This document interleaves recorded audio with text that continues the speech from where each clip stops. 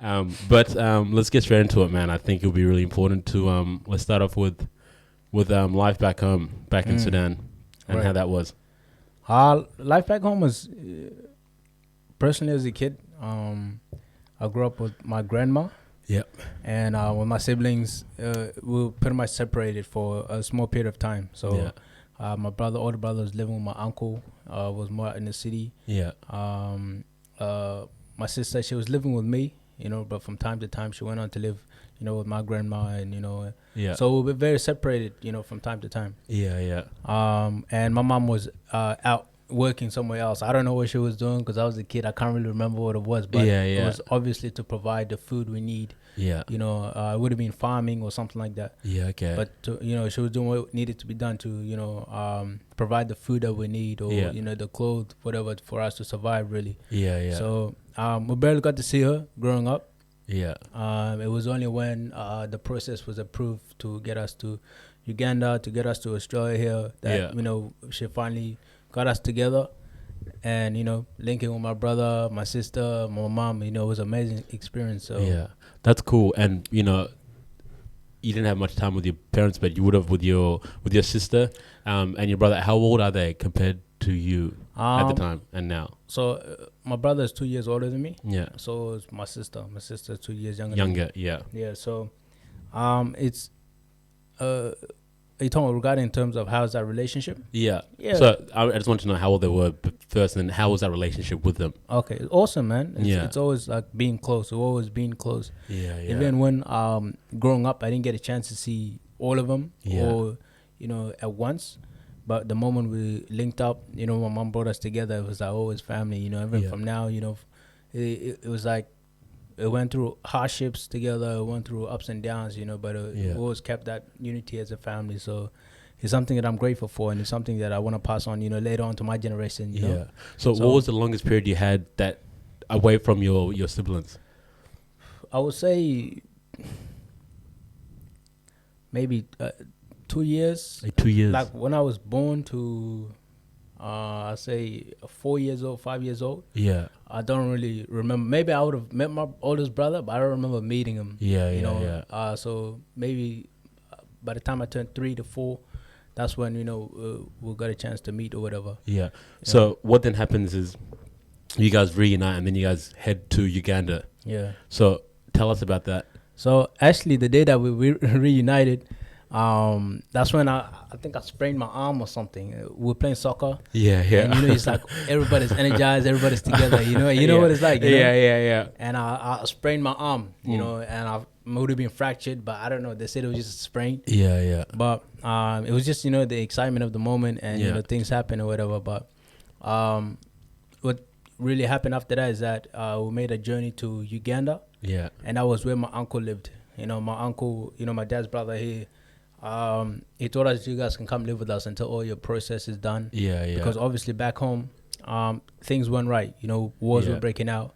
There was a lot of famine. There was a lot of food going around. Yeah. So my uncle was like, obviously you guys are family. Come over to Uganda. We'll look after you guys until your process is approved to go to Australia. Yeah. So yeah, my dad was already in Australia around that time.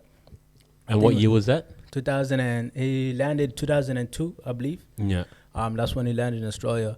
But yeah, around that time frame, that's when we started making our journey to Uganda, and wait for him to really say, okay, everything has been approved. You guys can come over. Yeah.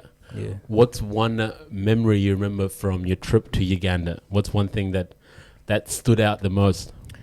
I feel like I say when a truck broke down. Yeah. And all my siblings, my mom, would I really remember this day very well. But yeah, we're making that trip to Uganda, and first of all, itself, when I say like we shouldn't be here, I feel like it's something that I really mean, because that journey itself, there's so many things that could have gone wrong. Yeah. That just happened to go right. And Yeah. I thank my mom for that, her, resilience and her determination. And so. Man, for you to say that, sorry to interrupt, but Yeah. that's something that we need to hear more people saying. Like, how lucky you say you were to be here, and, same with me, how lucky I am to be here. And that's just something that I think we need to realize and appreciate more. Absolutely, man. Absolutely. And you know, yeah, but that's all I wanted to say. But yeah, no, I 100% agree, because there's thousands and millions of people who would want to be where we are right now. Yeah. You know, and I feel like there's times where we take advantage of it. Yeah. But yeah, like I really do understand that. Yeah. So back to the story. So making our journey from, you know, South Sudan to Uganda, I'm not going to say I remember every single, you know, town or wherever we went to. Yeah. But towards that journey, we had to take a bus. Yeah. You know, in that bus, we got into the bus. However, there was a stop and where they check our tickets and everything. So like, okay, my mom, she had a ticket, whatever. She had a ticket, but you had to go to like an office. They had like a little desk thing. Yeah. To approve for another ticket to go to Uganda. Yeah. But because my mom was a woman, they didn't want to give her the ticket. Yeah, right. And on the table, they had all these tickets laid out. And my mom was arguing with the, you know, the ticket guy or whatever. It's like, I need my ticket. I've got the money. Why don't you guys give me my ticket? You know, and that was where, you know, my mom, her resilience, her strong will, whatever. Yeah. She goes and I'm not going to say she stole the ticket. Man, you have to do what you got to do, man. You got to do what you got to do. You know, she went and took the ticket and went in the bus. You know, and that's where, you know, you get to realize, you know, the bravery. And as a woman, it was just me, my sister, my brother, and her. Yeah. There was no man there to protect us if anything happens. Yeah. There was no big... We were little kids. We were tiny. Yeah. You know, we couldn't even do much if anything was to break out. Yeah. So for her to do anything like that just goes to show her bravery and how much she really wants to, you know, take us to where we need to. Because I feel like she had a vision herself, you know, and it was, you know, it can obviously be seen by the way she handled herself. Yeah.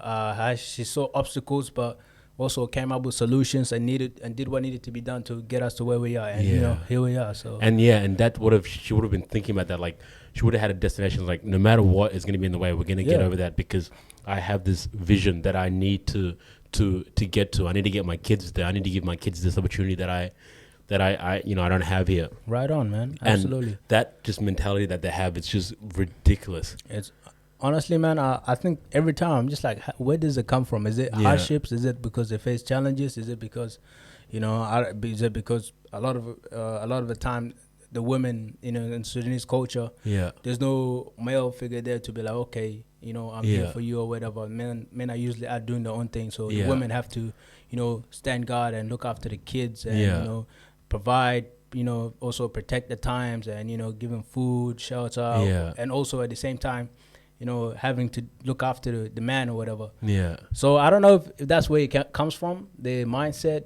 Man, I think it's definitely like seeing some shit there. Like, they would have seen some stuff that like that we can't even imagine. We can't, man. Absolutely. You know, like we are.